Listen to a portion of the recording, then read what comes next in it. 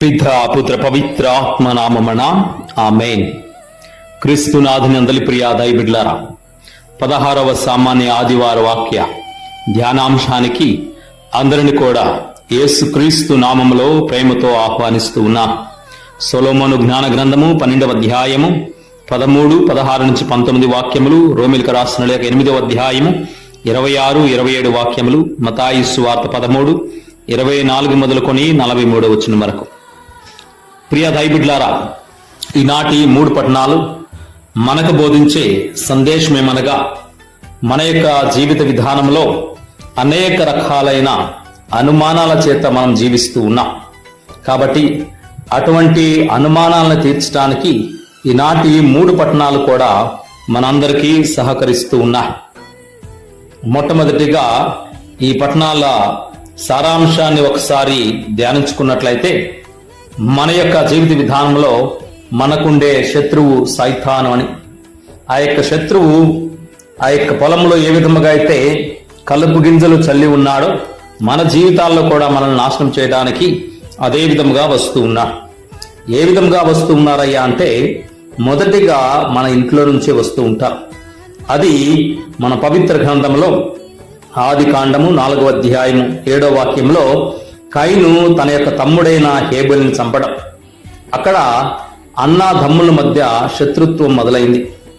మరి పరిపాలన చేస్తున్న దావీదు మహారాజు తన యొక్క సైనికుని భార్యమ కోసం ఆ యొక్క సైనికుని చంపడం చూస్తూ ఉన్నా. అదే విధముగా నూతన నిబంధనలో హేరోదు రాజు బాప్తిస్ యోహాను గారి యొక్క తలను తీసివేయడం చూస్తున్నా. కూతురి యొక్క కోరికను నెరవేర్చడం కోసం భార్యను ఎదిగో ఈ విధముగా బాప్తిస్ యోహాను గారి యొక్క తలను తీసే విధముగా తయారు చేయబడ్డది. అంటే ఇంట్లోనే ఇటువంటి శత్రుత్వం అనేది మొదలవుతుంది. దానివల్ల మాట కోసం, పరువు కోసం, ప్రతిష్ట కోసం మనమే మన యొక్క జీవితాన్ని నాశనం చేసుకుంటూ ఉంటామని వాక్యాలు సెలవిస్తున్నాయి. ప్రియ దైవబిడ్ల, ఈ విధముగా మన యొక్క జీవితాల్లో కొంతమంది తల్లిదండ్రులు బిడ్డలు బాగుపడాలని, మంచి కావాలని కోరుకుంటే, కొంతమంది వారి యొక్క స్వార్థం కోసం ఆ యొక్క అవకాశాలను కూడా సాతాను శోధనలో పడి నాశనం చేసుకునే విధంగా ఉండడానికి హెరోదియ ఆమె యొక్క జీవితం మనకు ఒక సాక్ష్యముగా ఉంటుంది. కాబట్టి ప్రియ దైవబిడ్ల, మనం ఇటువంటి సందర్భాలలో ఎల్లప్పుడూ కూడా జాగరూకులై ఉండాలి అని చెప్పేసి పునీత పేతురు గారు తన యొక్క మొదటి లేఖలో 5వ అధ్యాయం 8వ వాక్యంలో సెలవిస్తున్నా.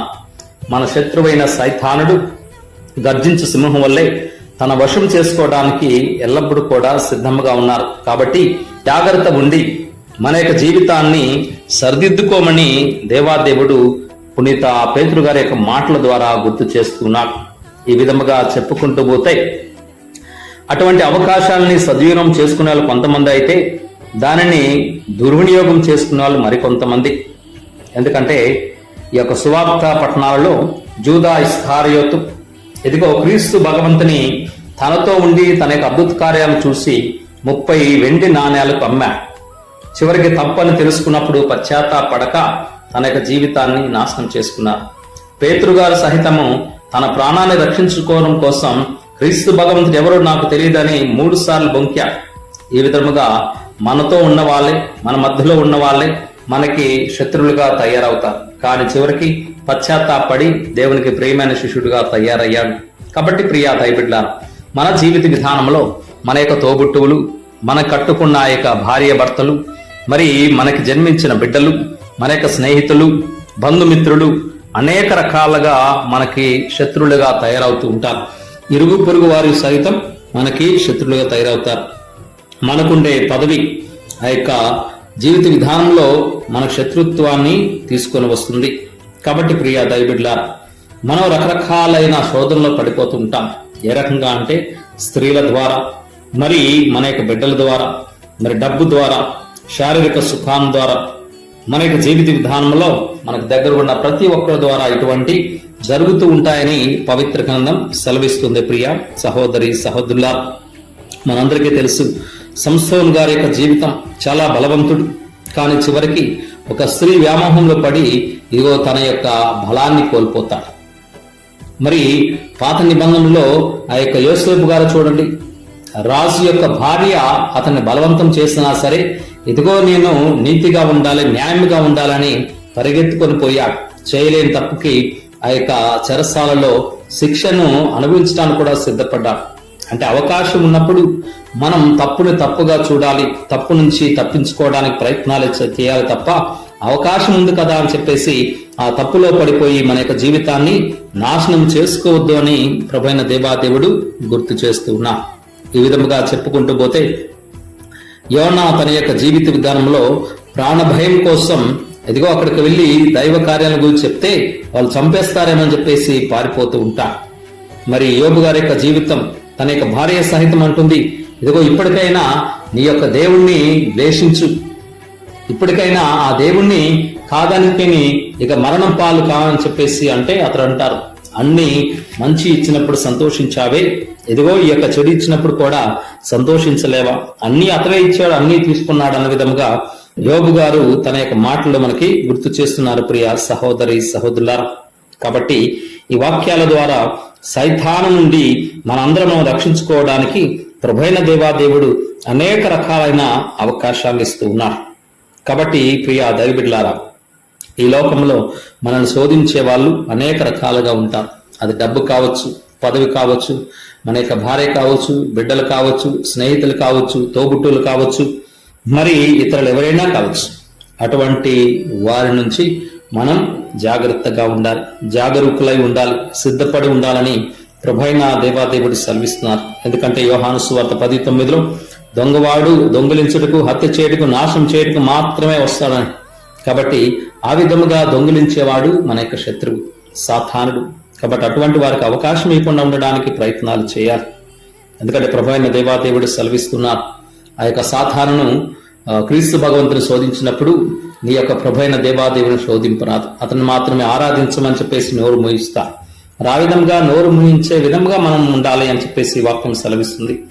యోహాను గారు రాసిన మొదటి లేఖలో 3:8 సృష్టి ఆరంభం నుంచి యొక్క సైతాను మనల్ని శోధిస్తూనే ఉంటాడు, కాబట్టి జాగ్రత్త సుమా అని చెప్పేసి దేవాదేవుడు గుర్తు చేస్తున్నారు. ప్రియ సహోదరి సహోదరులా, ఈ విధముగా సాతాను శోధన నుంచి మనం రక్షణ పొందుకోవడానికి ప్రభువైన దేవాదేవుడు మనకిచ్చే సందేశం ఏమిటయ్యా అంటే, ఇదిగో భగవంతుడు ఈ యొక్క లోకం అనే పొలంలో మనల్ని విత్తనాలుగా, నాణ్యమైన విత్తనాలుగా భూమిలో చల్లుతున్నాడు, జీవితాన్ని కొనసాగించమని చేస్తూ ఉన్నాడు. కానీ మార్గ మధ్యంలో సాతానుడు వచ్చి మన మధ్యలో ఆ యొక్క కలుపు గింజలను వేస్తూ ఉన్నారని వాక్యాలు సెలవిస్తూ ఉన్నాయి. ఆ సేవకులందరూ కూడా యజమాని అడుగుతూ ఉంటారు, మనందరం కూడా మంచి విత్తనాలే చల్లాం కదా, గోధుమ విత్తనాలు చల్లాం కదా, మరి ఇదేంటి ఎందుకు వచ్చినాయి అంటే, అప్పుడు క్రీస్తు భగవంతుడు మత్తయి సువార్త 13:28 ఇది శత్రువు చేసిన పని.